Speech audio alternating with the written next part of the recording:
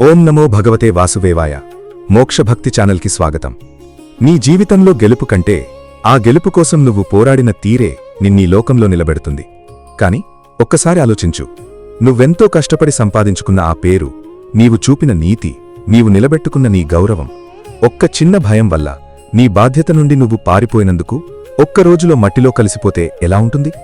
లోకం నిన్ను చూసి నవ్వుతుంటే, నీవు కన్న కలలన్నీ నీ కళ్లముందే కూలిపోతుంటే ఆ నరకాన్ని భరించడం కన్నా చావే మేలనిపించదా?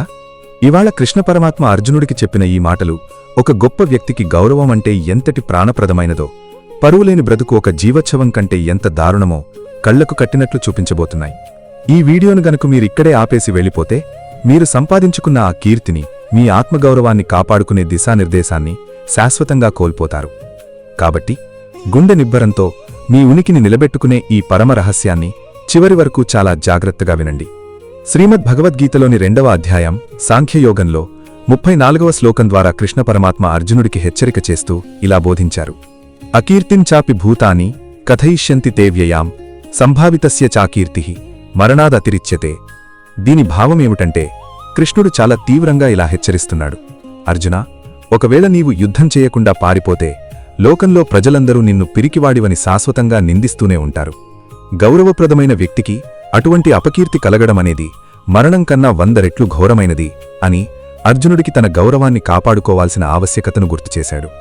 ఈ శ్లోకంలో కృష్ణుడు చెప్పిన సంభావితస్య చాకీర్తి మరణాదతిరిచ్యతే అనేది ప్రతి మనిషి ఆలోచించాల్సిన అద్భుతమైన సూత్రం. మన తెలుగువారి జీవన విధానంలో మనం చిన్నప్పట్నుండి వింటుంటాం, పరువు పోతే బ్రతికినా లాభం లేదు అని. ఇది కేవలం పాతకాలపు మాట కాదు, ఇది మనిషి వ్యక్తిత్వానికి అద్దం పట్టే నిజం.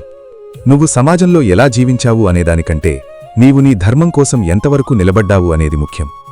ఒక్కసారి నీ కీర్తికి మచ్చపడితే ఆ మచ్చను తొలగించుకోవడానికి ఎన్ని జన్మలెత్తినా సరిపోదు. కృష్ణుడిక్కడ అర్జునుణ్ణి యుద్ధం చేయమని ప్రేరేపించడం లేదు, తన వ్యక్తిత్వాన్ని తక్కువ చేసుకోకూడదని గుర్తుచేస్తున్నాడు. నువ్వు కూడా అంతే. నీ పనిలో నువ్వు కష్టపడకుండా సులువు కోసం వెతికితే అది నీ భవిష్యత్తుపై తీవ్ర ప్రభావం చూపుతుంది. చాలామంది మనం చేసే తప్పుల వల్ల వచ్చే అవమానానికి భయపడి మరింత దారుణమైన అబద్ధాలు చెప్తుంటాం. కాని కృష్ణుడు చెప్పిందేంటంటే, అవమానం రాకముందే నిన్ను నువ్వు కాపాడుకో అని. ఆ కీర్తిని కాపాడుకోవడమంటే కష్టాన్ని చూసి పారిపోకుండా నిలబడి పోరాడటం. నీవు నీ ఆఫీసులోనో, వ్యాపారంలోనో లేదా కుటుంబంలోనో ఎదురయ్యే సవాళ్లను ధైర్యంగా ఎదుర్కొంటే కీర్తి నీకు దాసోహమంటుంది. నువ్వెప్పుడైతే బాధ్యతను స్వీకరిస్తావో అప్పుడే సమాజం నిన్ను గౌరవిస్తుంది. అవమానమనేది ఒక పీడ కలలాంటిది. దాన్ని నువ్వు నీ పట్టుదలతో, నీ నిజాయితీతో మాత్రమే దూరం చేయగలవు. ఏ మనిషికైనా ఆత్మగౌరవం అనేది ఒక కవచంలాంటిది. దాన్ని పాడు చేసుకుంటే నీవు దేవుడికి కూడా దూరమైపోతావు. ఈరోజే నీ పరువును, నీ గౌరవాన్ని కాపాడుకోవడానికి సిద్ధమవ్వు. భయం వల్ల వచ్చే అపకీర్తి కన్నా పోరాటంలో వచ్చే విజయం గొప్పది. నీవు నీ కీర్తిని కాపాడుకోగలిగితే నువ్వీ ప్రపంచంలోనే అత్యంత సుఖవంతుడివి. కృష్ణుడు చెప్పిన కీర్తి గౌరవాల బోధ విన్నాక అర్జునుడి మనసులో ఉన్న భ్రమలన్నీ తొలగిపోయి తన గౌరవాన్ని కాపాడుకోవాలనే నిశ్చయం కలిగింది. కాని అసలు మన కర్మల వల్ల మనం పొందే జయం, అపజయం అనేవి దేవుడికి ఎలా చెందుతాయి?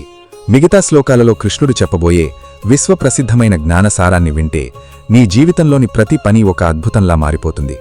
ఆ దివ్యమైన జ్ఞానోదయాన్ని నువ్వు అస్సలు మిస్ అవ్వకూడదు.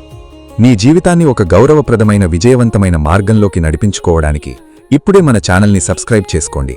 ఈ అద్భుతమైన గీతా జ్ఞానాన్ని నీ ఆత్మీయులకు షేర్ చేసి వారిలోనూ ఆత్మగౌరవాన్ని నింపండి. రేపటి అమృత ఘడియల్లో మళ్లీ కలుద్దాం. హరే కృష్ణ. ధన్యవాదాలు.